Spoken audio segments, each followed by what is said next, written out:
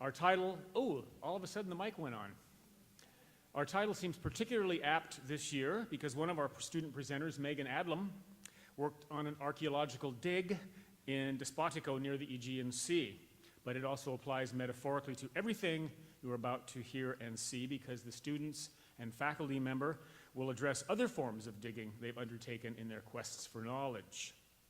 Our subtitle also reflects the wide range, that is the subtitle Global Humanities, reflects the wide range of topics and ideas that our panelists will discuss today, which include Gail Robaska's internship at the National Endowment for the Humanities, Beatrice King's work for Gramercy Global in Berlin, Germany, Marissa Gochi's analysis of the ethics of clean energy in Costa Rica, connections between the Choctaw Native American nation and the Irish, presented by Phoebe Labat, and Hannah Loisel's research on the British Syrian mission in the 19th century.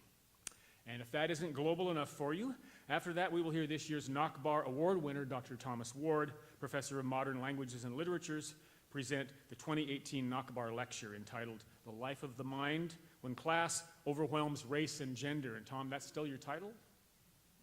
Something like that? Okay. That's the title I have, so if it changes, I'm not responsible.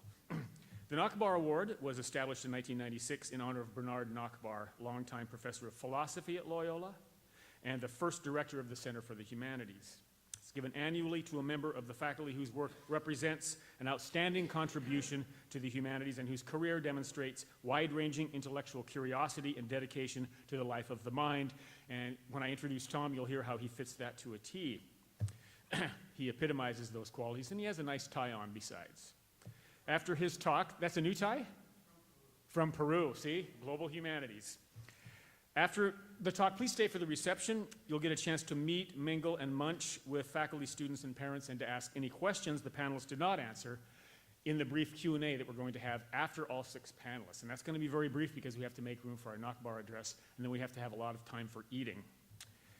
All right, we're going to follow the order on the website, which serves as our program today. So first will be Beatrice King reporting on Gramercy Global in Berlin.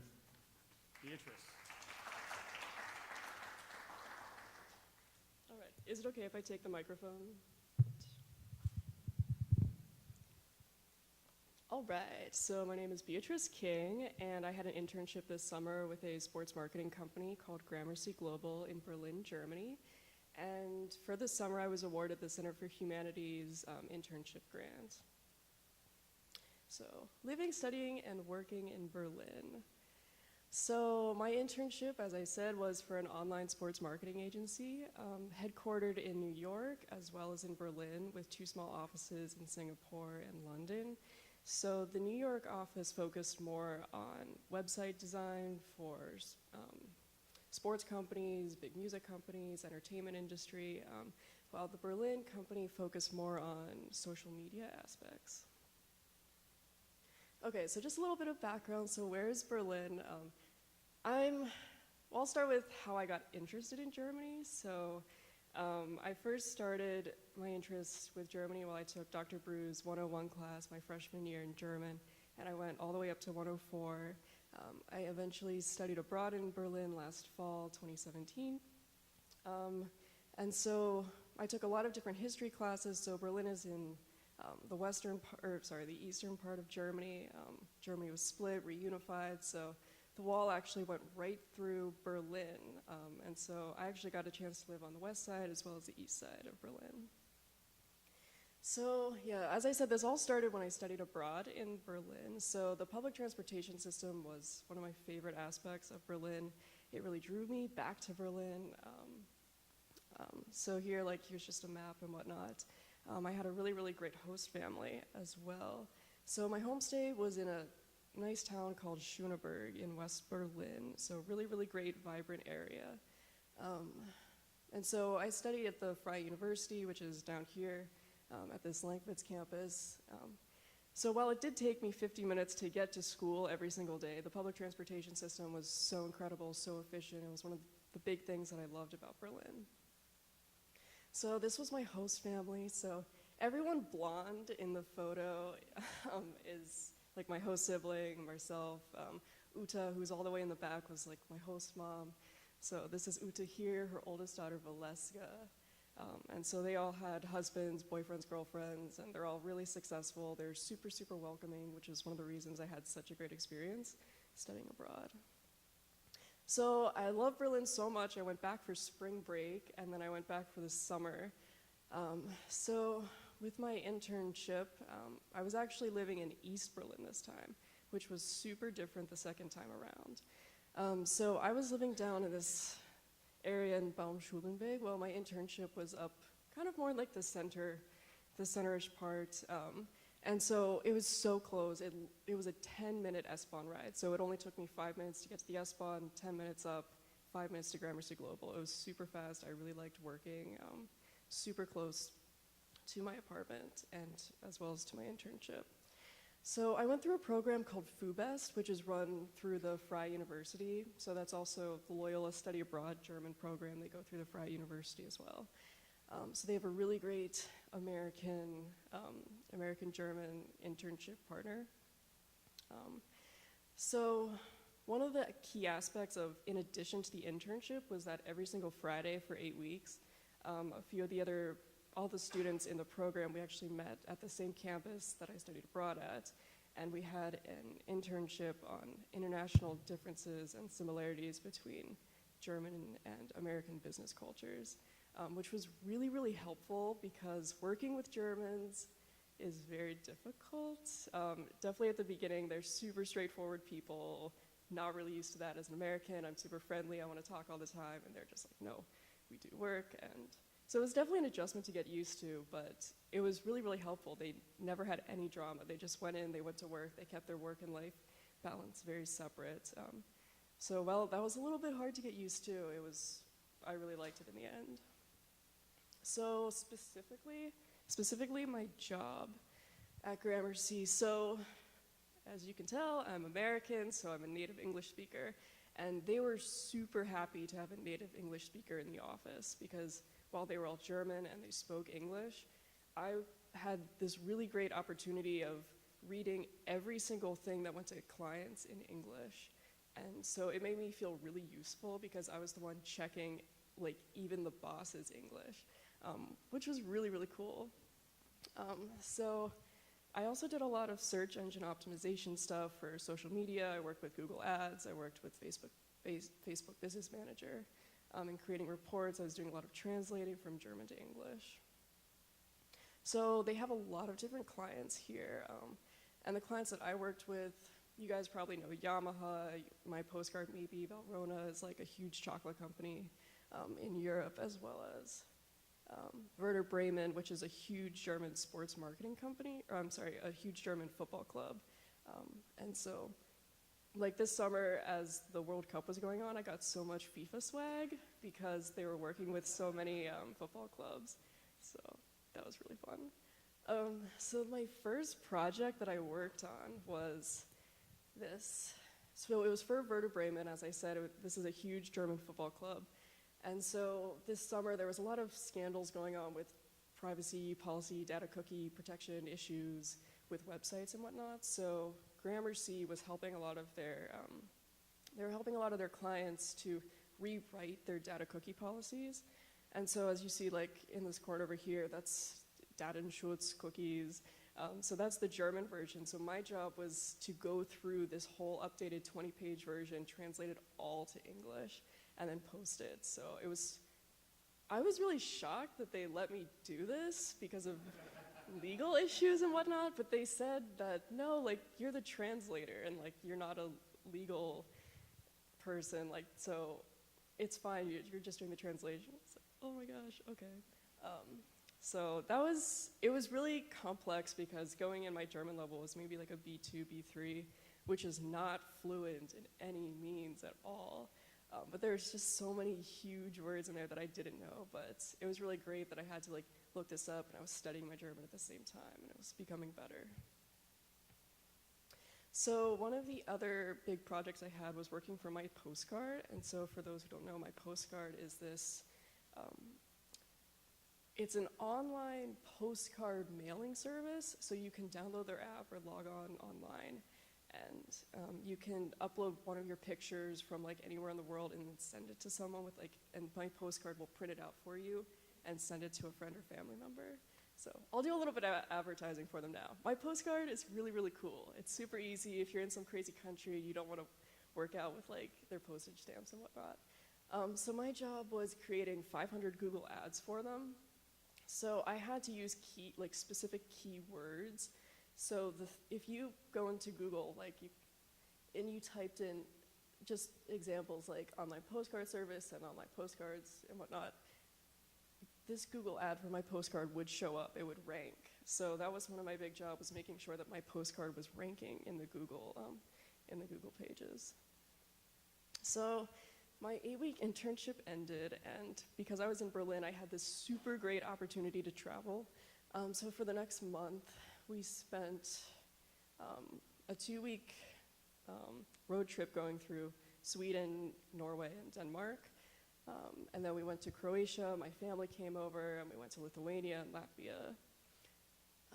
So when I came back from those, I had like a little bit of time to do some research, continuing my honors history thesis, which deals with, the topic is, I don't exactly have the name of the topic down, but it follows along the lines of how German beer influenced Japanese beer in the Meiji era.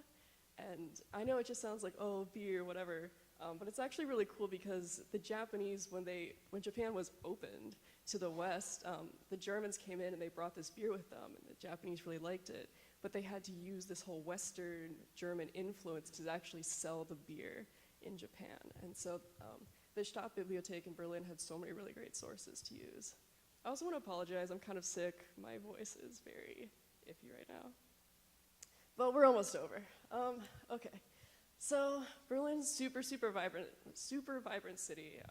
It really made me, going back this summer was super different than studying abroad the first time around, because when I was studying, it was more, you're in this huge program with hundreds of Americans, but this time around it was super different because I wasn't living with a family, I wasn't really connected to like this cushiony program.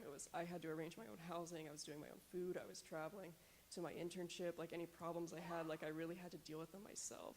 So definitely working this summer was huge eye-opening, because working in such a big international cosmopolitan city it was really overwhelming at times. And so I did have like a few friends there, my host family, to help me out, but definitely the second time around was very different. So there are definitely some positives and negatives to my internship, and that like I learned about internships, work, myself. So one of the bigger negatives that I found with my internship was I really didn't like working on social media. Did not like that at all. I also did not like sitting at a desk for 8 hours a day just doing nothing, like except staring at a computer. It was really difficult for me to do that. But one of the bigger positives that I learned about myself was that I really liked working in this international city. I liked working in 2 languages. I liked working with the New York office. So now that I know, like, when I go back to grad school in Berlin next year, that like, after I get my degree, I really want to work for a company where I'm in sales, I'm moving around, I'm traveling, and whatnot. So it was a really great teaching opportunity for me. And I want to thank the Center of Humanities for really helping me out this summer. Danke. Yes.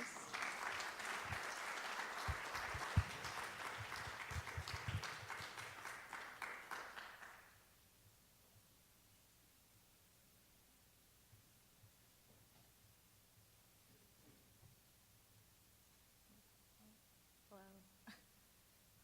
Hi, my name's Gail Rabaska. I'm a senior, political science major, English minor. And this summer I had an internship stipend to work for the National Endowment for the Humanities in Washington, D.C.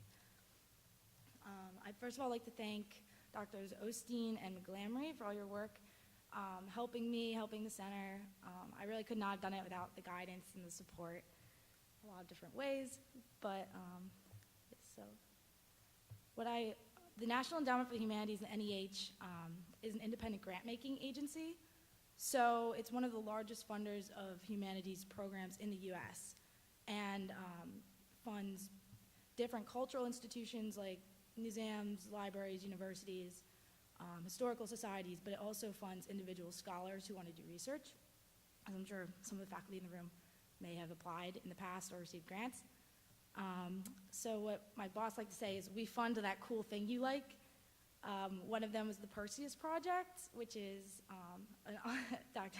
Taylor knows, is a digital library on antiquity sources. And I've used it in the past, did not know it was NEH. And the Walters Museum down the street also did a digitization project a few years back, where they took a lot of like Islamic manuscripts and things like that to preserve them. And that was also through the NEH. And I specifically worked for Congressional Affairs, which most people I would tell that to would say, oh, so you were a lobbyist. I'd say, no, we educate, because we're not allowed to do that. And so I was a liaison between the NEH and Congress, and our job is basically to show how federal funding that's been appropriated to us is being used and impacting their constituents, and to make sure we keep getting the money. And so what does that look like? It takes a lot of different forms. So I had a lot of variety in my work, which was something I enjoyed. Some things we do to engage congressional staffers, who sort of actually are the ones who are running everything, are House recess events, which happen when the House is on recess, and they are kind of looking for things to do. We step in and show them different programs. So one thing we did was a podcast fair, where we fund a bunch of different humanities-based podcasts, and we like set up like in a room like this, in the Kennedy room in the Capitol, a bunch of different stations to see like this is what we're doing.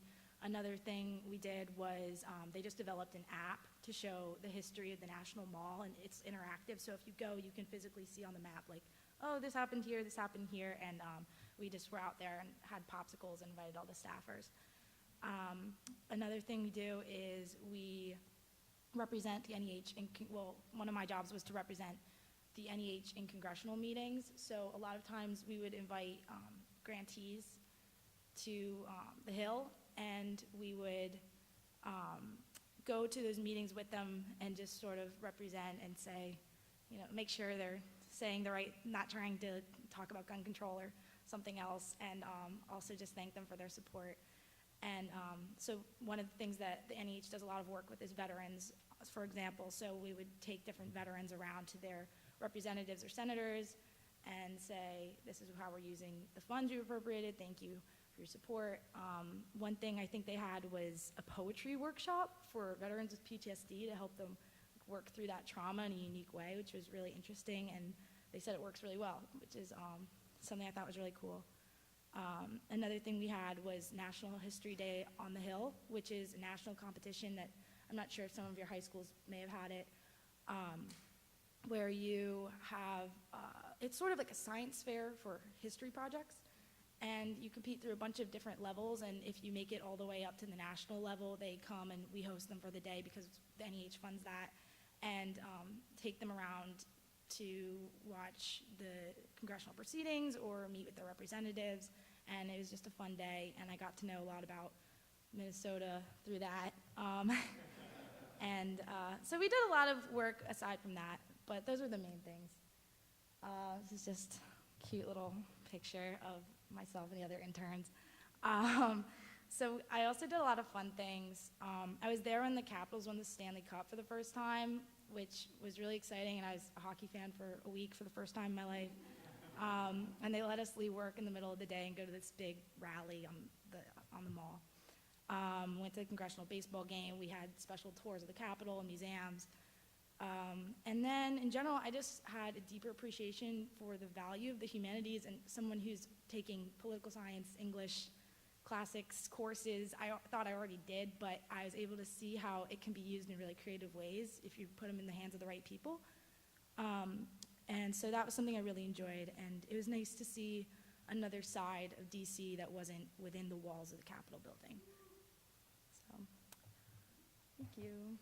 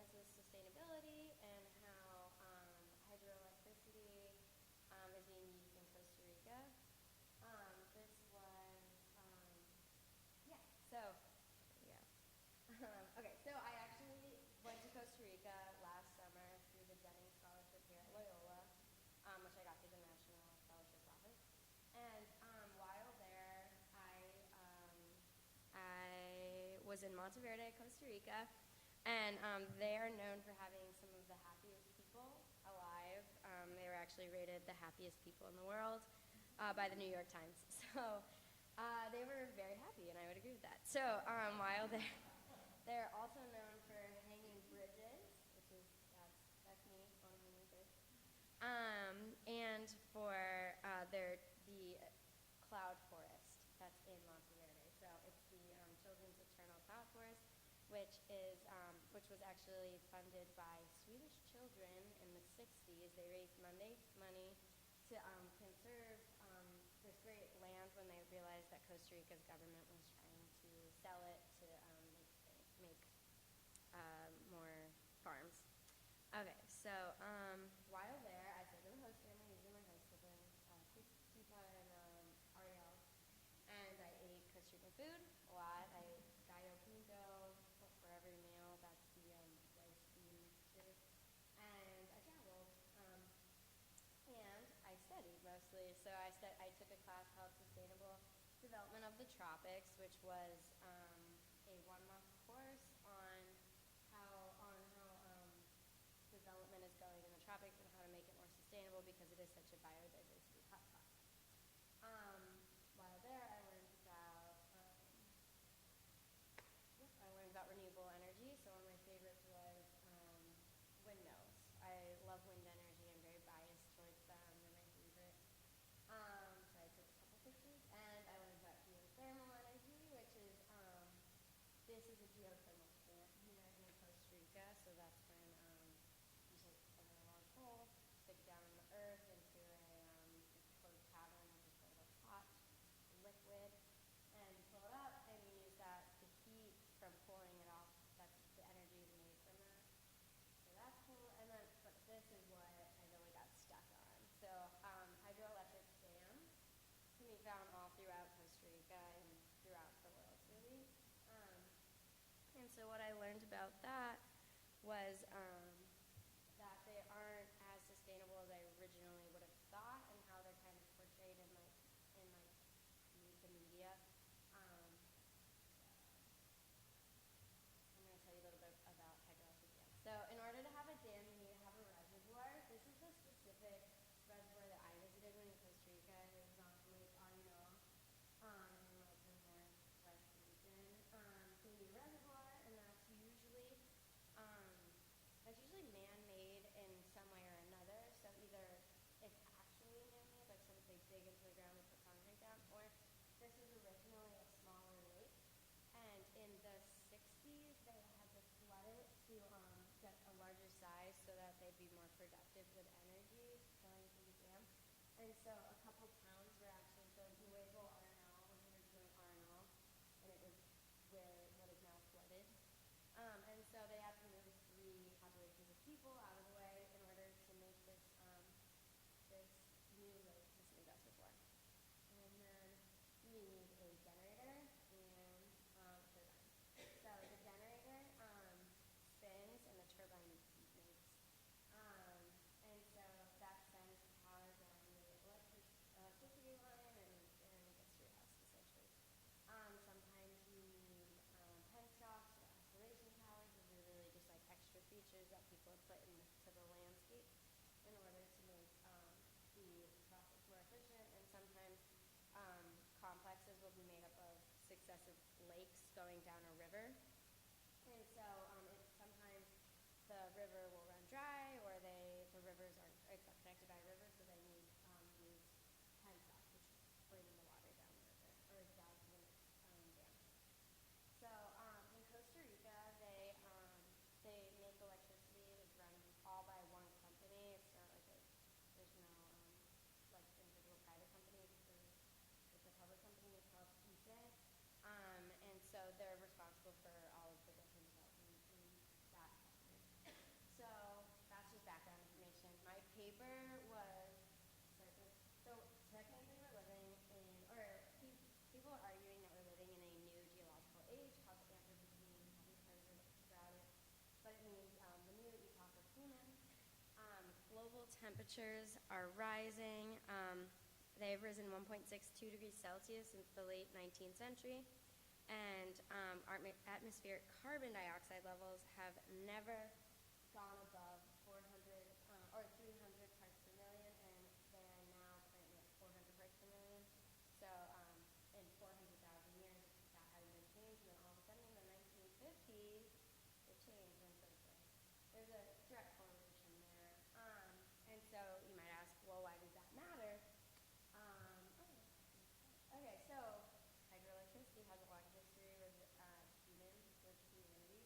So it started from theorized as early as 4,000 or 4,000 years BC, with just a wheel along a river being pushed along and milling grain.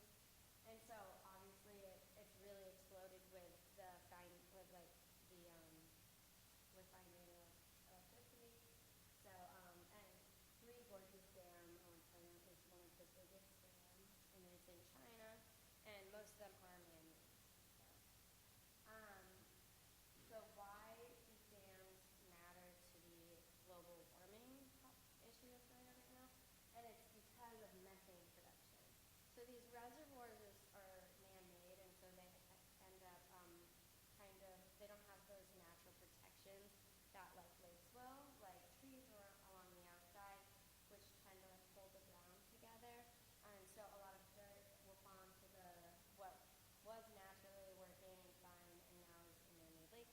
And so this has sedimentation, and after about 80 to 100 years, usually the lakes or the reservoirs are too small or too shallow to produce the water or the power needed to turn the turbines. So electricity really can't be made. So this causes bacteria to grow, and then the shallowness allows for sun to hit them, which causes them to grow more, and they produce methane. So there are some cases in Central America or those other like equatorial countries where there's more methane being produced by the hydroelectric dam than in coal producing factories. So it's pretty controversial. So a lot of government agencies strive to protect or to promote conservation and renewable energy and those sorts of things. And one of those is the UN. And so they had a meeting where they came up with the Kyoto Protocol. And in that, they made countries agree that they have to reduce their carbon emissions by 5% from the 1990 level. And as you can see, the only countries that can sign up for that is the United States. So most countries are trying to do this. But the Kyoto Protocol actually ended in 2011, I think. And so now the Paris Agreement is what's going on, or what's in play now, and that was made just a couple years ago. So there's economic initiatives going into these projects. So the World Bank will fund these projects because they're claiming to be very renewable, but they're not. And so that's kind of problematic because it's supporting a system that's actually not doing this when it comes to So I went into different ethical perspectives, and one of them was Christianity.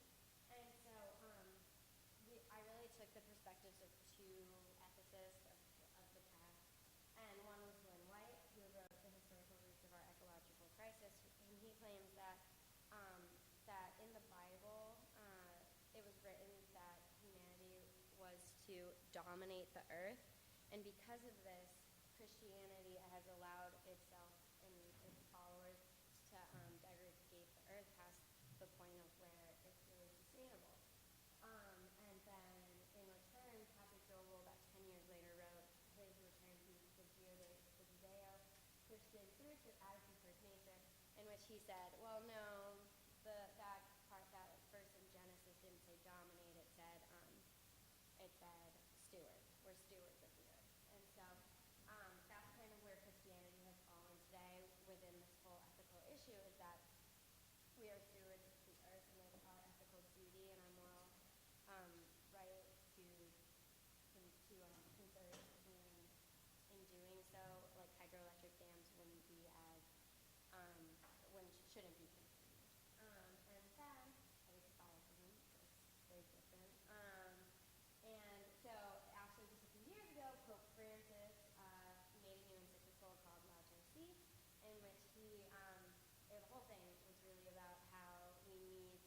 faster. We need to protect our earth.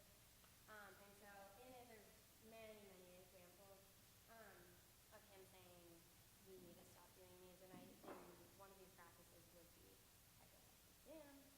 So I talked about that for a paper. Then we have environmental justice and human rights. So obviously human rights are being violated when these reservoirs need to be created and the people are being displaced. And it's still happening today because Arenal, that's the original example I showed you guys, was made in the 70s, I think 79. And so I think 3,000 people were displaced from that. And then just 2 years ago, they attempted in Costa Rica to displace indigenous peoples in the Tequis area to create a new hydroelectric dam. And then what happened was the UN's Council for Human Rights actually intervened, saying that you didn't ask the indigenous people to move, and so that was actually halted. So Costa Rica is abiding by these human rights examples, and they are moving, kind of being forced to move away from these hydroelectric. So environmental justice and non-human rights.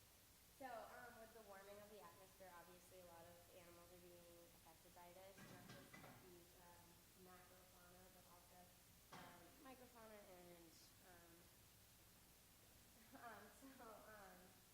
so these are just pictures of examples, but yeah, so these animals need to be protected, and when you are creating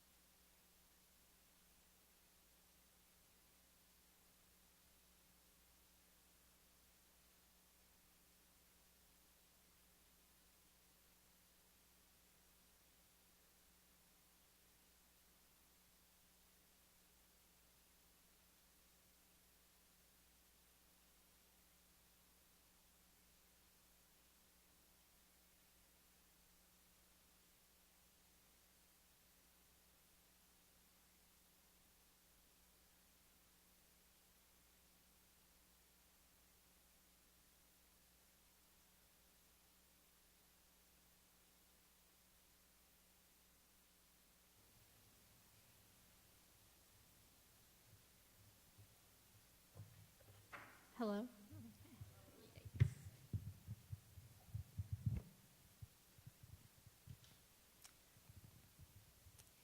Hello? Okay, good. Good afternoon, everybody. My name is Phoebe Labat, and I'm a senior, and I study history. And this summer, I received the Center for the Humanities Student Summer Research Fellowship. It's a mouthful, but so I wrote this paper at the end of the summer, and it's called An Arrow Shot Through Time, the Power and Memory of Native American Philanthropy. So this summer, I wanted to explore the connections between the Choctaws and Cherokees, who were a Native American tribe, who were a Native American nation, and the Irish during and after the Great Irish Famine. How did I think of this?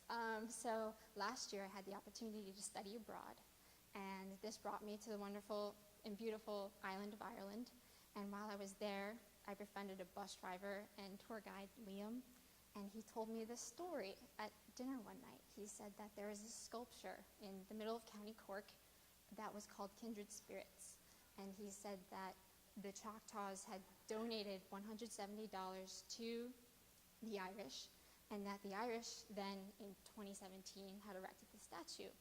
And I had no idea what he was talking about. And so I decided to seek out the sculpture and its history. It turns out he was right. There was a donation, and there was a statue. But I wanted to explore this more. There was a lot about it in the Irish press, but what was the origin of the sculpture?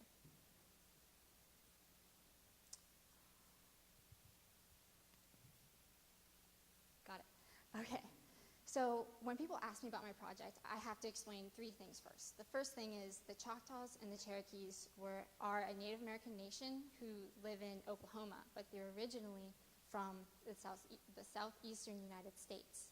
They were removed from their homelands in the 1830s, and many of you know this as the Trail of Tears, and thousands of members of the Cherokees, the Choctaws, and other Native American nations died. Fast forward a decade, the 1840s were marked by the Great Irish Famine. Beginning in 1845, a potato blight struck Ireland.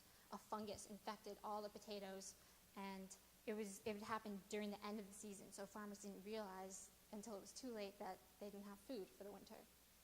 The effects of the famine were exacerbated by the fact that many in Ireland were dependent on the potato alone for their food source. And finally, American relief efforts that's another key kind of component to my story.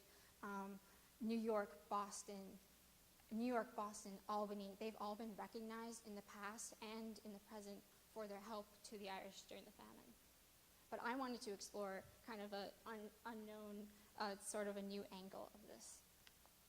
So I wanted to answer, well, first of all, why did the Choctaws and the Cherokees give to the Irish in 1847? Everyone agrees that it's quite remarkable that they could, but why did they decide to do it? And second, I wanted to discover why did the Choctaws and the Irish all of a sudden in the 1990s decide, hey, we're going to be best friends, or hey, we're going to start talking to one another. And so I began my research in the past, in 1847. And not many people have studied this topic. The only paper I could find was by Dr. Annalise Shrout, and she was saying that the Choctaws and the Cherokees decided to give to the Irish because of intrinsic Native American values such as reciprocity and gift-giving. In addition, she argues that these donations were like tacit critiques of American and British imperialism. And finally, she said that Native Americans were moved by their own personal experiences to donate. So the Trail of Tears, they saw the Irish suffering as their own. Now, Dr. Shrout looked at the Cherokee Advocate, which was the only newspaper run by Native Americans and missionaries at the time. So I reached out to her, and she told me where they were. So I looked at the same articles that she did. And they're only housed in the National Archives, and so I had to go there a lot. I was there that same day that Gail was for the Stanley Cup. I was in black, and everyone was in red. So I stood out a little bit. So I went there, and there are these huge volumes. They're this big.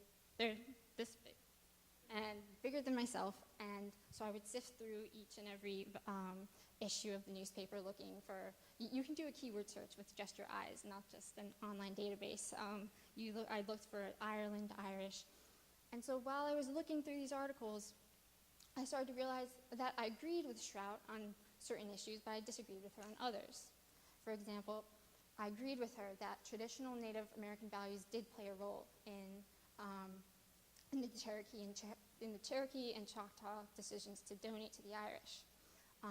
At the time, the Cherokees and the Choctaws saw their communities expand. They were part of the information environment of the age. Newspapers from England, India, Baltimore, they were all coming in.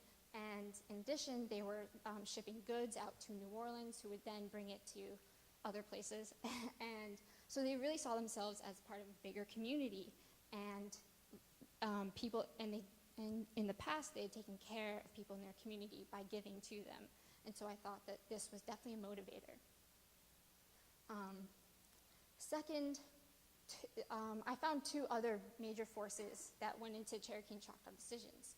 First, politics in Indian territory. At the time, the Native Americans were struggling they were struggling to unite their communities. There were religious tensions, there were racial tensions, and the political elite tended to run the newspaper. And I realized that they were using the newspaper as a means of reforming and unifying their nations.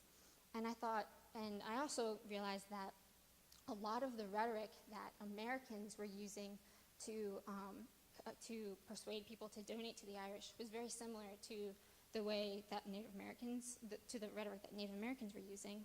And so I thought that these men must have been, they were mostly men, these men must have been aware of the fact of the unifying powers of of Irish philanthropy. And finally, I also disagreed with Shrout that the Native Americans saw their own suffering in the suffering of the Irish. At the time, the Native Americans did not want to convey a vulnerable image to America. They were trying to show that they were strong, that they were united. And so they also saw themselves as reformers. This was the age of reform, temperance, religion. So they were portraying themselves as prominent, and in order to do that, they were showing that they may have been even elevated above not only the Irish, but above other Native Americans as well. And I found this out through going through all of the Cherokee Advocate and all the articles and the secondary readings. But that was in the past. In the past, the Cherokees were emphasizing their differences.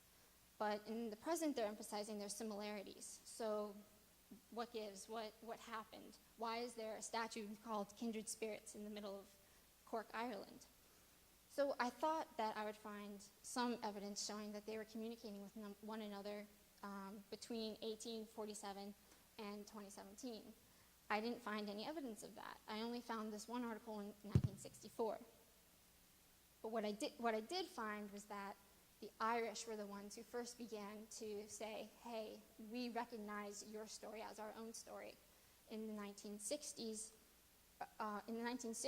the Northern Irish nationalists and artists adopted Native American resistance symbols.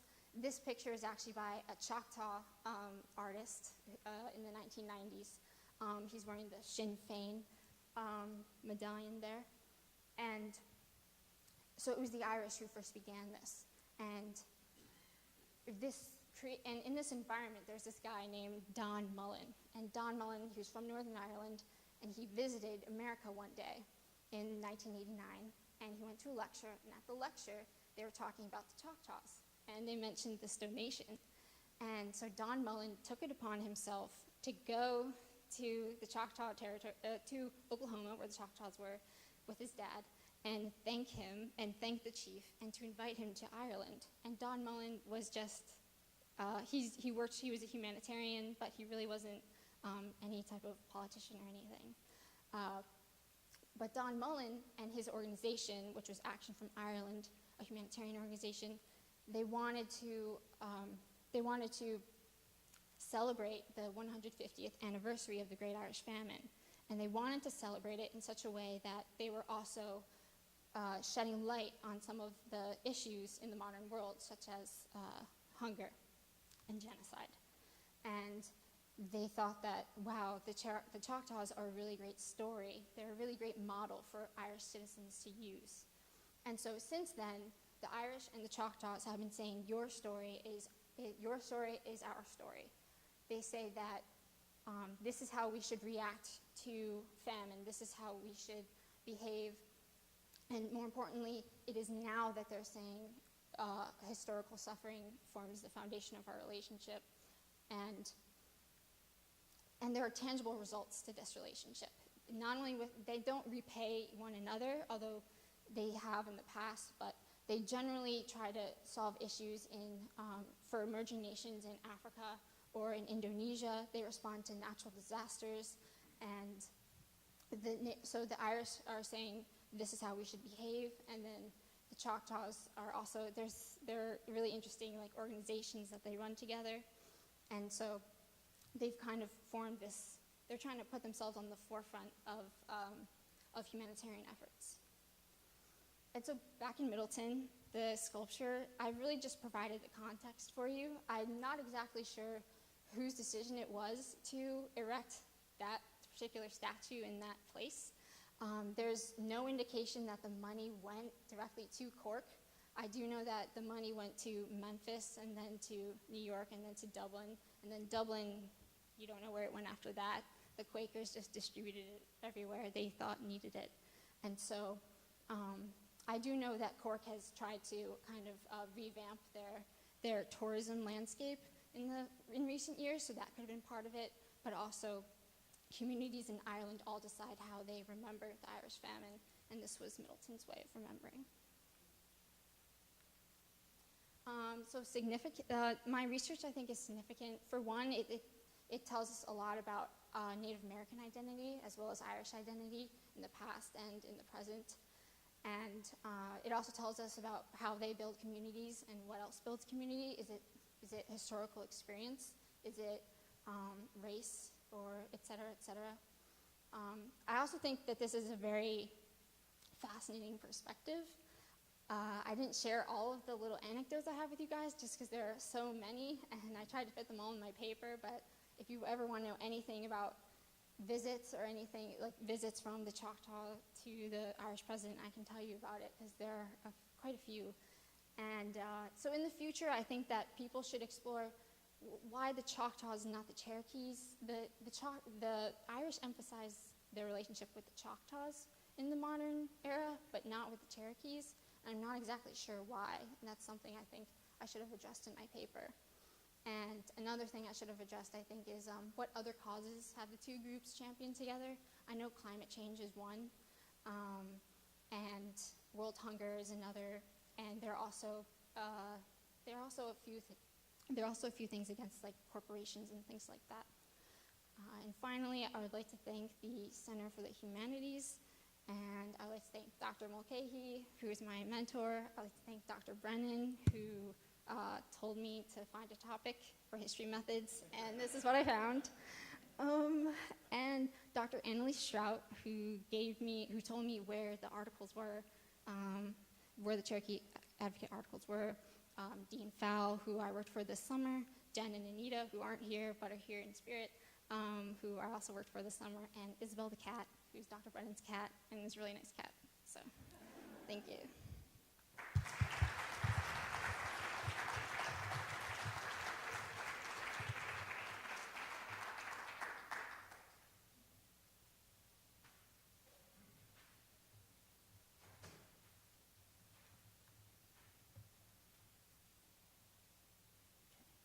Hi, trying to move this. Hi, is this better? Okay.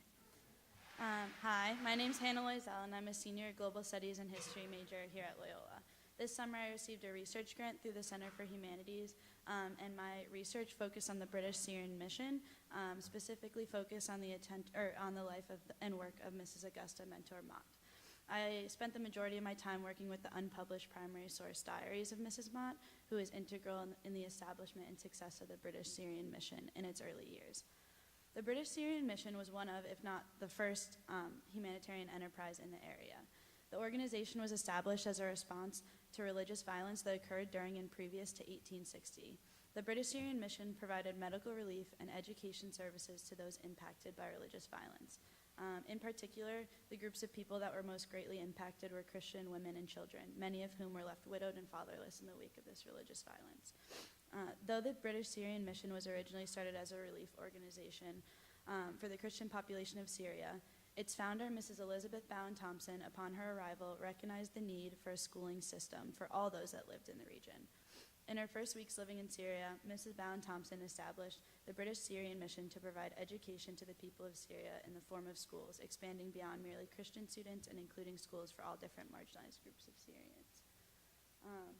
Here I have for you guys a map of present-day Lebanon. So when I'm talking about Syria and when the sources I was working with this summer were talking about Syria, it was actually talking about the region which today is known as Lebanon, and you can tell by there are some key cities that are highlighted. So the map on the left is present-day Lebanon, and the map on the right is from one of the primary sources I was using, and it's highlighting what was known as Syria during the late 19th century. And it was in this region of the world, then known as Syria, that the British Syrian Mission was established and began to flourish during the 1860s. And though the mission's first school was started for the education of Syrian girls, it was not long after this institution opened that schools were also open for women, boys, infants, and the disabled. Most notably, the British Syrian Mission opened up a school for the blind, the first of its kind in the entire region. And then here I have a photo for you guys from one of the classrooms in the school for the blind. You can see they're kind of like building things, but yes. This is particularly interesting because the British Syrian Mission was started by a group of 4 women, and they were all sisters. So I found that for me as a historian studying the role of women in British and Syrian society, that this was a good look into the roles that they were able to play by establishing their international humanitarian mission.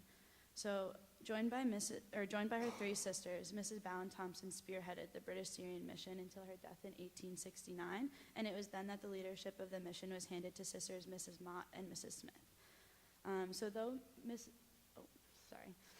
Mrs. Mott had lived in Syria and worked for the mission since her arrival in 1861, she hadn't held the position of leadership in the mission until she became directress after her sister's death. So prior to her directorship, Mrs. Mott traveled through Syria and Israel, visiting cities like Bethlehem and Jerusalem on a religious tour, as well as visiting cities to scout out for potential British Syrian mission schools. In her years as directress, Mrs. Mott oversaw the development of multiple new schools and helped gain funding and support for the mission through hosting various diplomats over the course of the next 20 years. Most notably, Mrs. Mott and her husband purchased land for the School for the Blind and saw the project through until the doors opened in 1868. Mrs. Mott, according to testimony from friends and family, which was provided in her journals, remained very dedicated to the work of the mission for the entirety of her stay in Syria up until her death in 1891. She spent a total of 31 years living in Syria and working for the British Syrian Mission. I felt very fortunate to be working with the primary source journals of Mrs. Augusta Mentor Mott because of her contribution to the School of the Blind and also the mission as a whole. Dr. Scalengi this summer, who was my mentor in the project, provided me with an unpublished primary source, which has not been previously read by scholars. In terms of historical studies, this is an opportunity which is unlike no other, and I felt very lucky to be working on this kind of work as an undergraduate. My research process included mostly the transcription of 11 handwritten diaries, each 40 to 50 pages in length, belonging to Mrs. Mott. In these journals, there contained commentary on her life's work and travels, and allowed me to understand who she was as a person and more about the British Syrian Mission. I have pictured, up here on the left is the original source, so it's the original primary document that I was working with, and on the right is a transcription that I've done this summer. So though Mrs. Mott and her sisters provided unmatchable services to the people of Syria, it's important that we take a look as scholars at a critical analysis of the work that they were doing and the observations they were making about the people that they were serving. In particular, I highlighted this passage to show you guys a few observations I was making about the role of Orientalism and the role of the ideas of Western saviorism. So this passage reads, "Some months ago," Mrs. Mott is writing to her sister, Mrs. Smith. She writes, "Some months ago, I sent you an account of a Syrian marriage at which I had been present. The circumstances which chiefly struck me then was the humiliating position occupied by the bride. Attended in silk and velvet, lace and jewels, she was the observed, but not the observer of all present, and for in compliance with the Oriental custom, the bride was not allowed to open her eyes. She received her visitors with her eyes closed." So of particular interest in this passage, I kind of noticed two things that stood out to me. First, she used Oriental custom to kind of describe the natives as if they were, like the native customs, as if everybody in the region was all taking part in these same customs, and she kind of essentialized them all into one group and didn't really necessarily allow for the individuality of each regional custom. And she kind of didn't also look into the reasoning behind this custom of having the bride keep her eyes closed during the wedding. And she said it was a humiliating position occupied by the bride without having the information necessarily to back up whether or not the bride felt humiliated, but she portrayed it as if, that someone was imposing this on her in order to humiliate her, and therefore she kind of made a comment about Greater Syrian native society, about women's subjugation and the ways that men would work, or groups of people would work to subjugate women in different public ceremonies. So later on in this letter, it also gets really interesting because she talks furthermore about another wedding ceremony that she attended, where she observed the wedding of one of the Syrian women who was taught by the English school. She writes, "This custom, however, has just been broken through by a young person in the upper class of society who had been brought up in the English school. When the wedding day came, she assisted her mother in receiving her guests, and her bright eyes were lighted up with happiness. She greeted her bridegroom with a smile and look of affection, and was allowed the freedom of seeing him at her side during the ceremony, as well as hearing the pledges of truth and fealty. And when it was over, instead of the miserably constrained, tortured manner of the past, mentioned bride, she was led to her future home with her eyes open." So this is particularly problematic in the portrayal of the two different brides because it creates a dichotomy between the English educated Syrian woman and the poor disenfranchised Syrian native, while not really understanding the history behind the cultural practice that was going on. So, and there's kind of a narrative also of this British saviorism. So the British come in and educate the woman, and now she's changing her customs into something that's not miserably constrained and tortured, but now she has freedom, and her bright eyes are lighted up with happiness during her ceremony. So this is just one example of some of the interesting topics I found in the journals, and it kind of highlights that the amount of interaction that Mrs. Mott had with these natives really shows a lot about the ways that British and Syrians were interacting during this time, as well as highlights the role of women in the society and also the role of international humanitarian work. It's examples like this one that I've highlighted that exist throughout the text, which particularly excite me, and I find that this text is rich with information on these perspectives. And as both a global studies and history major, I'm really excited that this text that I've worked with to make available to other scholars can become valuable in the study of international humanitarian efforts, highlighting both their positive and negative impacts on the societies they serve. In historical studies, a diary of Mrs. Mott offer an in-depth information on one of the first aid organizations established in the Middle East, and from a global studies perspective, understanding the history of the British Syrian mission can highlight the successes, failures, or trends in the role of these aid organizations to help inform humanitarian organizations today on the things that have historically worked and ones that have not. I'm excited to have begun a research project that will act as a springboard for further study in the research of humanitarian aid work, the perpetuation of Orientalism in the Middle East, and the role of women in these 19th century societies. Each of these topics can draw information from the journals of Mrs. Augusta Mentor Mott.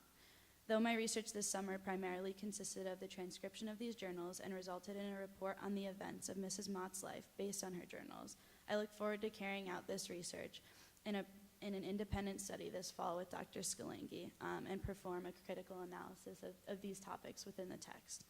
I hope also that the transcription of these journals allows them to be accessible and searchable so that fellow scholars may carry out research questions in these topics as well, using the journals as a source. I'd like to sincerely thank the Center for the Humanities for giving me the opportunity to pursue research of such significance, and thank Dr. Scalangi for working closely with me this summer and for the amount that you've taught me and guided me through this process. Thank you for your time.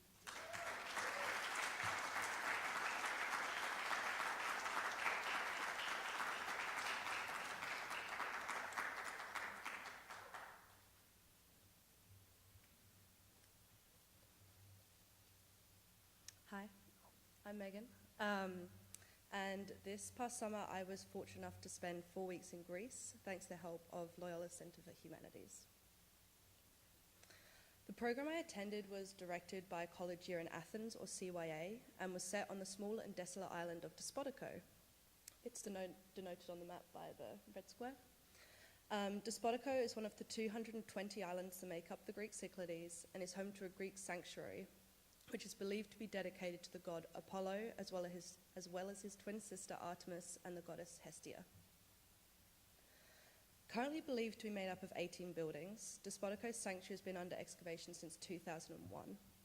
The digitally reconstructed image here shows the main temple, building Alpha, as well as some of the surrounding architecture. Although the excavation has been going on for 17 years, archaeologists are still uncertain about the exact purpose of the site. Dating of the site shows that construction began in the late 9th century BC and concluded somewhere in the 4th century BC. The main structure you're seeing at the moment was dated to be around some 2,550 years old. Despotico was once connected to Timintiri and Antiparos to make a larger island. The isthmus made the sanctuary easily accessible for those that wish to worship Apollo or Artemis, and artifacts discovered within the sanctuary show that many chose to do so. Furthermore, the main temple was believed to be constructed out of Naxian marble, a type of marble only found on the island of Naxos. It was highly coveted at the time as it was believed to be the highest quality marble available. Yet despite the apparent importance of the site to those that lived on the island, there are no known ancient textual references about its existence. Throughout the site's excavation, there have been a series of curious yet important discoveries. Room Alpha 1 in particular housed a lot of interesting artifacts which were found early on in the excavation. Although most of them were dated to be from the Archaic period, somewhere between the 7th and 6th centuries BC, they were from a wide range of different countries, including Corinth, Cyprus, and Egypt. Many of these artifacts were oil vessels, such as the lioness head and jar, shown at the bottom of the screen, whilst others were drinking vessels, terracotta figurines, faience objects, semi-carved precious stones, fibulae, gold beads, and even an ostrich egg was found. It is important to note that almost all of the objects found within Room Alpha 1 of the cult building were found somewhat intact underneath the floor, which suggests they were placed there intentionally as a kind of cultic or votive offering. However, by far the most important discovery in Room Alpha 1 was this clay statuette. Estimated to have been made around 660 BC, this figurine, known specifically as Apollos, is the oldest cult idol to have been discovered on Despotico so far. Although the bottom half of the figurine has yet to be found, it is estimated to have stood around 2 feet high, based on similar Apollos found on other nearby islands in the Cyclades. A colossal statue, also believed to be of a woman, was also found at the site in Building Alpha. Due to the belief that the Apollos and the large statuette both depict a woman, they were instrumental artifacts in naming Artemis as one of the sanctuary's deities, as not many other female figurines have been found on the island.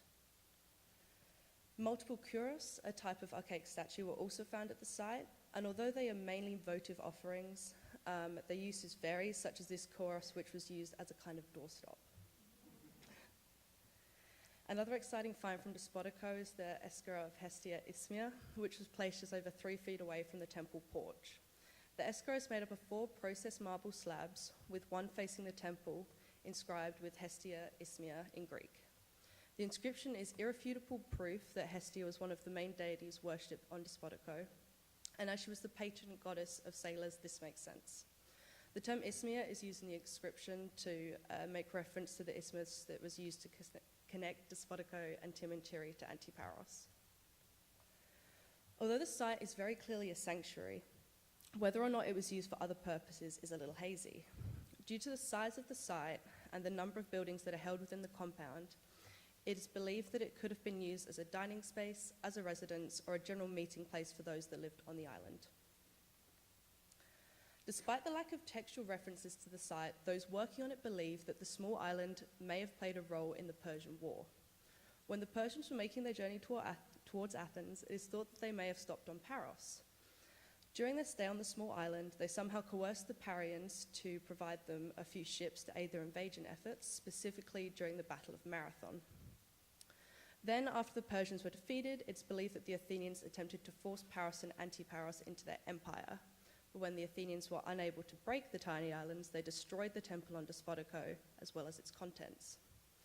At the time, this type of aggression was unheard of and an atrocity, as by destroying the Despotico sanctuary, the Athenians were harming their relationship with their own gods. When a temple and its contents are attacked, any physical offerings, regardless of their integrity, are stored within the reconstructed temple. No votive offerings are allowed to leave the site once they've been placed there. As a lot of the Despotico artifacts, primarily those that I've mentioned from Room Alpha 1, were found under the floor tiles of the sanctuary, it is likely that the Parians placed them there after the attack. So the first 3 weeks of my trip in Greece were spent working on Despotico within the sanctuary. We had a focus on one of the main smaller buildings in the sanctuary, which was Building Row. So I worked on the site with 16 other undergraduate students, all on Despotico as part of CYA's program, as well as a small army of graduate students and professional archaeologists. Each morning at 7 a.m., we took a boat from Antiparos, where we were staying, over to Despotico. We then stayed on Despotico till 2:30, when we took the boat back, covered in sweat, dirt, and a little sunburn, as I am there. Then had lunch, relaxed a little, and then had an evening class, with each class being different, with topics ranging from an archaeology how-to guide to Greek offerings and sacrifices. So although all of us CYA students were thrown into the world of archaeology pretty quickly, we were given a day to adjust to our new schedule. Our first day on Despotico consisted of clearing the already excavated parts of the sanctuary, as a drone was coming the next day to take pictures of the site. This gave us an opportunity to familiarise ourselves with the tools we would be using for the next 3 weeks, as well as how to properly conduct ourselves on a site. So Building Row consists of a few rooms, so we've split into several groups and each given a specific room to work on.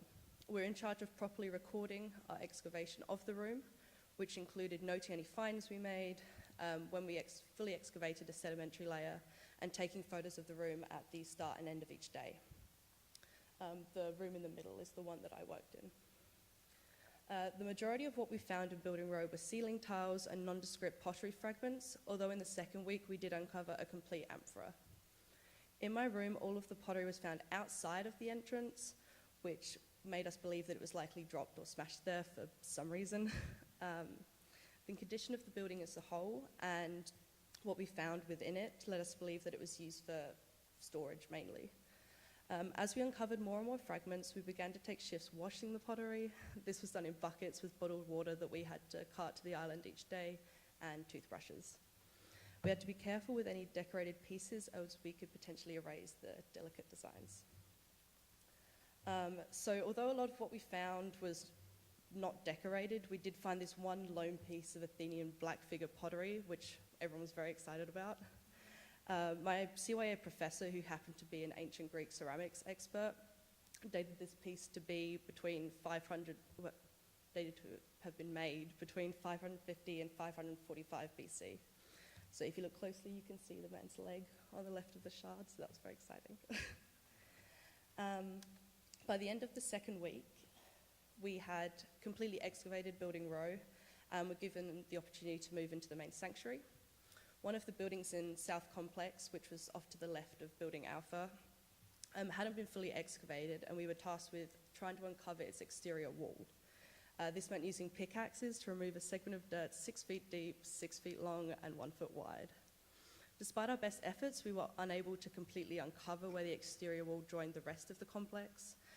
So I'm interested to see what happens in the coming years once the area's been fully excavated. So my final week in Greece was spent on Paros in the museum archive. The archive only holds relics from Despotico, some of which were discovered when the excavation began in 2001. The entire time we were working in the archive, we were under guard due to Greece's intense cultural preservation laws. The classification of the pottery involved photographing, and adding more important pieces to a comprehensive log. If any pieces were from the same vessel, we then had to glue them back together, photograph the complete vessel, and then draw it. This week really helped me put into perspective the previous 3 weeks of work, as we were tasked with sorting, classifying, and reassembling the pottery we'd been finding. It was probably the most rewarding part of my Despotico experience, as I was able to see that every piece of pottery that we'd found was part of something bigger and was important to the site's excavation as a whole. So as amazing as my time on Despotico was, I was fortunate enough to visit some other parts of Greece as well. Prior to reaching Antiparos, I spent 3 days in Athens exploring all of the major sites the city has to offer. The highlights of the 3 days I spent in Athens were definitely the Parthenon and the Acropolis Museum, both of which were absolutely beautiful and allowed me to finally see in person what I'd been hearing about in class for the past couple of years. And then while on Antiparos, we were also free to travel on weekends. So I was able to visit Naxos, home to the large Portara, which is on the right, which is a gate from an unfinished temple, as well as Delos, which houses a large sanctuary to Apollo. Then on my way home to Australia, I was also lucky enough to spend just one night in Egypt so I could go and see the pyramids, which was the perfect way to round out my archaeological experience. So I'd just like to finish my talk by thanking the Centre for Humanities for supporting me and awarding me one of their grants. My summer experience would absolutely not have been possible without it, and the time I spent on Greece working on an actual site has left me feeling secure in my future, and one that I hope to be spending as an archaeologist. But it also left me with some unforgettable memories. Thanks.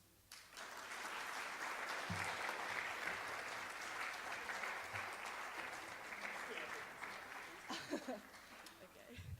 We have just a few minutes if anyone would like to ask a question of any of our student speakers. And I think they should all stand, please.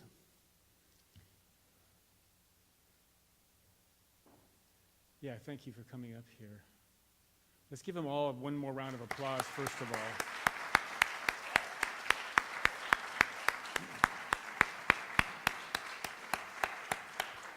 Very impressive group of students. Dr. Taylor has a question.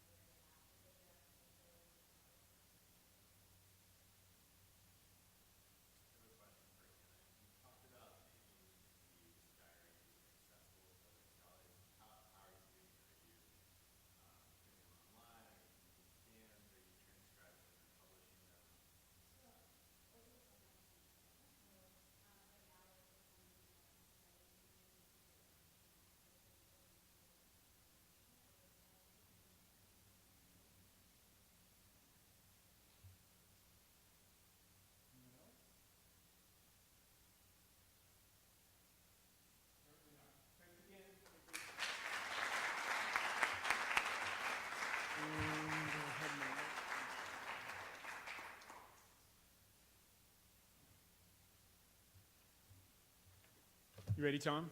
Yeah. All right. Dr. Thomas Ward, this year's recipient of the Nachbahr Award, came to Loyola from Brandeis University in 1989. He is professor of Spanish and founding director of the Latin American and Latino Studies program at Loyola. His recent research has focused on comparing Spanish conceptions of indigenous peoples with those of indigenous peoples themselves. Most recently, he has been at work tracing out the influences of the Baroque author Inca Garcilaso de la Vega on modern Peruvian literature. And I guess you just spent most of the summer in Peru, didn't you, Tom? He has published 4 books in Spanish whose titles I will surely murder, and therefore I'm not going to try to pronounce them. Instead of doing that, I direct you to the Big Dig 3 website where you can see all of them. His most recent book, Decolonizing Indigeneity, New Approaches to Latin American Literature, was his first written in English, and his second book in English, called The Formation of Latin American Nations from Late Antiquity to Early Modernity, will be published by the University of Oklahoma Press soon, next month, right? 2 weeks, right. Dr. Ward has also dabbled, that's his word, in translation and recently published China Pop, a bilingual edition of Domingo de Ramos's poetry with Cardboard House Press. As a long-term project, he and several students have translated essays by the Peruvian writer Manuel González Prada. One of these, a translation by Kathleen Karras, a Loyola grad from 2010, whom I know very well because she worked on a project with me also, was published in PMLA, which is the flagship journal of literary and language studies in the United States, which most professors have not published in. Working with students is Professor Ward's passion. He is always designing new courses, and in fact, many of his books started out as class notes for the more than 20 courses he has taught here at Loyola. Dr. Ward is an activist who imparts to his students the social meanings of literature through service learning. He has been listed several years in Who's Who's of America's Teachers, has been named honorary professor at Ricardo Palma University in Lima, Peru, which also conferred upon him the honorary degree of Doctor Honoris Causa. In 2017, he was named to the Peruvian Academy of Language as a corresponding member. You seem to have a lot to do with Peru. At Loyola, why is that? He has received several awards, including the Unsung Hero Award in 2008, We Won't Make You Sing, the 2011 Harry W. Rogers III Distinguished Teacher of the Year Award, and one of the 2012 Faculty Awards for Excellence in Engaged Scholarship. I think that's about all Loyola's got there, Tom. You got them all. In addition to these honors and accomplishments, I know him as a delightful colleague and a faithful fan of jazz and Latin music. When Dr. Ward finishes his address, we hope that you'll stay for the reception. There's some food in the back. It's hidden now, but it's there, believe me.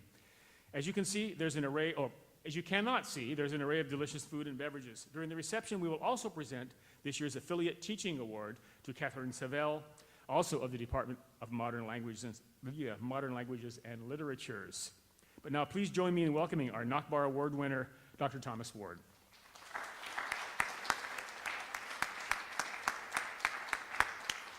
Go for it, Tom. Thank You you, have to Mark. stick around for a photo later, okay? Okay, I can do that. Good afternoon to you all. I'm incredibly grateful that you did not all get up and leave as I walked up to the podium. I promised to try to make this interesting, so you will not be thinking about the food that Mark keeps talking about, that they're going to be serving us after Madame Catherine Savell receives the Affiliate Teaching Award. I think it's fitting that I'm giving this address after so many brilliant student lectures, which were very fascinating, and I'm going to try to stay away from obtuse, jargon-laden prose so often used by scholars in the field of literature.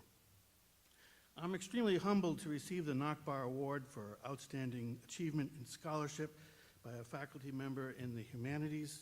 It is meaningful to me that several of my colleagues in the Humanities chose me to be, little old me, to be this year's recipient of the Nachbahr Award.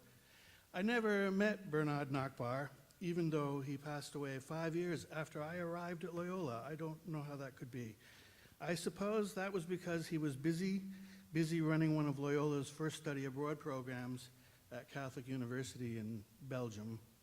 But I do feel like I know him because I have benefited from the Center of the Humanities, which he founded, and from the bits and pieces of his wisdom that float around in conversations and on pages in the internet, which I was very fortunate to find. One thought of his goes like this, and I quote, "Teaching is to make room for wonder, to destroy what is taken for granted in search of truth, to lead from the known to the unknown." I will try to adhere to this advice as I proceed with my address to you today regarding how social class can overwhelm nations of race and gender. Since my talk is about the life of the mind, I have to add the subtext of bilingualism because that was an important thing that happened to me along the way of my life. This is the first time I ever used PowerPoint in a lecture. In 1973, I found myself in Spain, an arrogant 19-year-old. I knew everything. And as I recounted in my 1980 book, Pumping Images, there was an argument, and a Spaniard asked me, ¿Por qué matáis a los vietnamitas? Why are you killing those Vietnamese? And I didn't really know what to say. And I stupidly responded to get rid of the commies. And the Spaniard offered the repost. So if someone thinks differently about economics than you do, you should kill them. And I immediately got the logic of that. And it was a big moment in my life. I remember it to this day. And it kind of, in a way, blew up my brain into fragments that I can now rearrange as I assimilate new knowledge into this labyrinth we call life.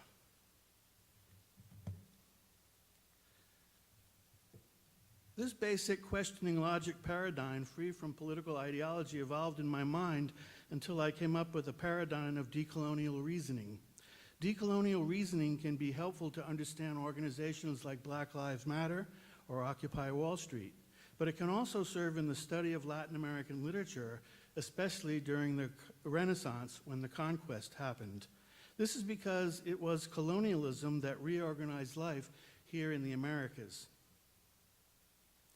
I have developed this kind of reasoning into a theory, a decolonial theory, and published a book which Dr. Austin mentioned, which features 4 different varieties of decolonial reasoning, which I applied to 5 different authors.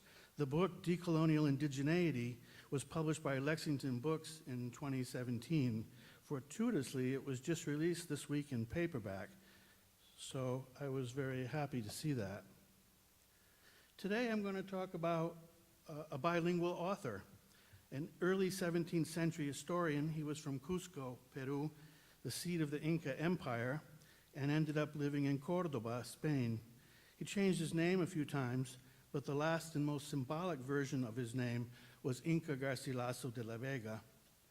Who was Inca Garcilaso de la Vega? Well, he died in 1616, like these other 2 fellows that you may have heard of, Miguel de Cervantes and William Shakespeare.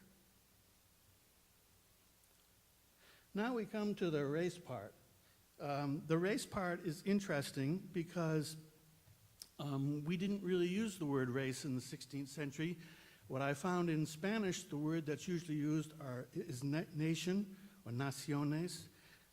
So I'm using a term that wouldn't have been used at the time, but I'm using it because if I was talking about nations, you would think about the United Nations. Garcilaso was the son of a Spaniard, Sebastián Garcilaso de la Vega, and the daughter of an Inca princess, Isabel Chimpu Oclo. He was the first Peruvian to say, "I am mestizo," which means I am half and half. He was of both worlds, the Spanish and the Incan, but he was of neither. Thus, he is a remarkably interesting historical subject when we try to understand the concept of nation, what a nation is. I have studied him and other mestizo chroniclers of the 16th and early 17th century in my new book, which, as I yelled out from the audience, is going to be out in a few weeks. In chapter 3 of the book, I studied the relationship of Garcilaso, the relationship in Garcilaso between language and nation. Language is important to the notion of the nation, and in the Andes there were hundreds of languages being spoken, and many of the language groups considered themselves to be nations. The Inca Cuna, or Incas you might say, in English were a nation, but they were in the 13th and 14th centuries a very powerful nation, and they conquered many other nations surrounding Cusco. Some of these nations you've probably never heard of: Canas, Canchis, Coyas, Lucas, Pancajas, Caracas, Kika, Asanqui, and the Charca Confederation. Those nations stretched all the way from what is today southern Colombia all the way down to Tucumán in Argentina and Chile. Those conquered nations were all brought into the Inca fold. And as subordinated nations, they had to submit to Inca rule. And this is kind of interesting because we talk about people such as these as Indians, but if you call them an Indian, you're not really saying anything about them because they had very complicated relationships. Garcilaso was born in the midst of what I like to call the 40 Years' War. It was defined by civil wars among the Inca Kuna, wars between the Inca Kuna and other ethnic nations, wars between Inca Kuna and Spanish people, and the Spanish Civil Wars in Peru.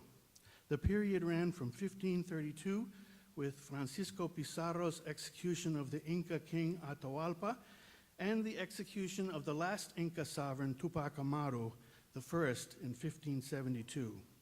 Garcilaso was born in 1539 and he grew up in the midst of all those conflicts. As I mentioned, Garcilaso's father was Sebastián Garcilaso de la Vega. His mother was Isabel Chimpu Oclo. He spoke Spanish in the public sphere, and he spoke Quechua when he was home with his mom. Yet this was not some kind of clear-cut duality that informs his thinking, because the views on one side reach in and touch the views on the other side. The bicultural and hybrid cultures that arrived were an object of colonial scrutiny. The Bourbon Viceroy Manuel Amat commissioned scientific paintings that show the varieties of admixture between types that we would call today racial. So you have, when a white person has intercourse with an indigenous person, the result is the byproduct called a mestizo.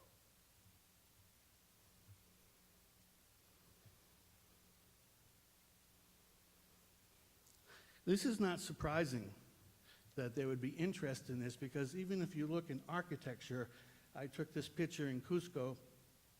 This is the iglesia of Santo Domingo, the Santo Domingo Church, and it's built on Coricancha foundations. So you have a level of Inca architecture. You can see the bricks from the Inca architecture were used to build the church. So you have actually hybridity in the very architecture. If you walk through Cusco, which was the capital of the Inca Empire, many of the buildings have the two types of foundations. Garcilaso speaks a beautiful Renaissance Spanish, but he retains pre-conquest views of his fellow Andeans who were subjected to the Inca Kuna. His view of Andean nations was as a pre-contact Inca. That is to say, they were colonialist in a pre-Hispanic sense, but he lived in a Hispanic society that considered him to be a colonial subject. Thus, we have coloniality superimposed over coloniality. In the formation of Latin American nations, I discuss how Garcilaso viewed non-Inca people through an Incan lens. He viewed non-Incan people as barbarians who needed to be civilized through the transmission of Quechua. In his great book, The Royal Commentaries of the Incas, from 1606, he writes, it makes them sharper of mind and more docile and more able to learn whatever it is that they want to learn. From barbarians, they are turned into men who are more political and urbane. The Royal Commentaries of the Incas are an excellent text for getting to the ideas that show that coloniality of the Inca Kuna over other Andean people, while at the same time, the second half of the book, The General History of Peru, is great for understanding how the coloniality of Spaniards over Andean people got into Garcilaso's brain. This brings us back to the question, how does class overwhelm race in Inca Garcilaso? Non-Inca Kuna are classified as barbarians. If Garcilaso had a concept of race, he might have defended all Andeans against the Spanish. Instead, his Inca class overwhelmed any notion of pan-Andean solidarity. And this brings us to the question, how does class overwhelm gender in Inca Garcilaso? Garcilaso chose to write his great book in Spanish, not in Quechua. and thus he wrote in his father's language, but not in his mother's. Indeed, he was exiled out of Peru.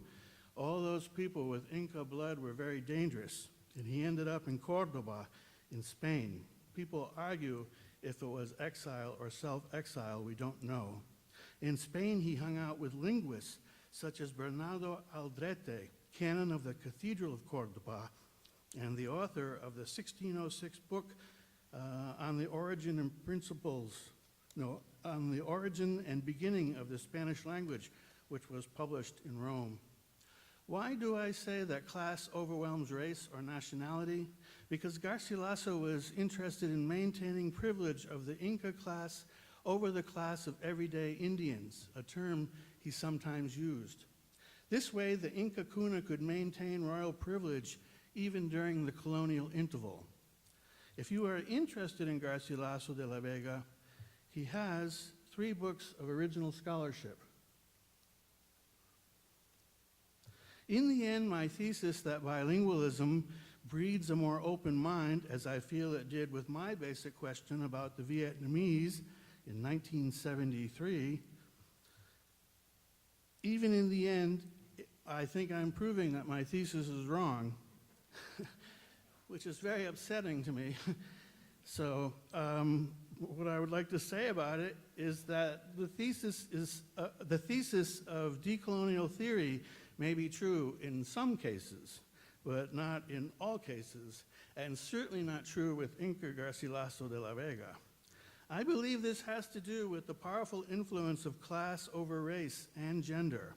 If I had had more time, I would have showed you that neither was it the case with Clorinda Mato de Turner, a 19th century scholar, novelist, essayist who falls into the same category. In 2004, I published this book in Lima. I guess the title would be Cultural Resistance. And in it, I started to explore how Inca Garcilaso's influence could be felt in the 19th century intellectual Clorinda Mato de Turner. But I'm not done with this topic. I published an article on my research on the 19th century and early 20th centuries at the Americas Society in New York, but it doesn't end there. My very next book will delve deeper into Inca Garcilaso and into the manner in which 12 different 19th century authors received him and what he means for the nation in terms of race, in terms of gender, and of class. I try to decolonize the coloniality of his mind, and in doing so, I try to decolonize the coloniality of my mind, decolonizing the coloniality of his mind. I hope you find my research topic interesting. If you do, you can look forward to my next book. And I hope you will see the value of asking that very basic question, free of politics, to get down underneath the concepts, stereotypes, and biases that we have to understand the order of the world. Thank you for your interest, and thank you for not getting up to leave while I was talking.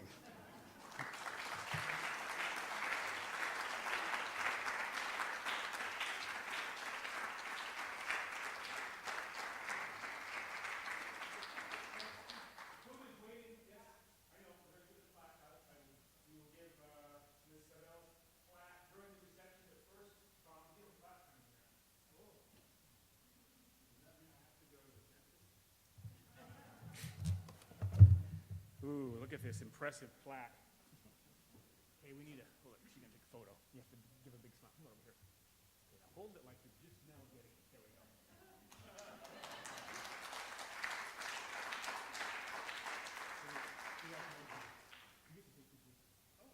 Let's eat.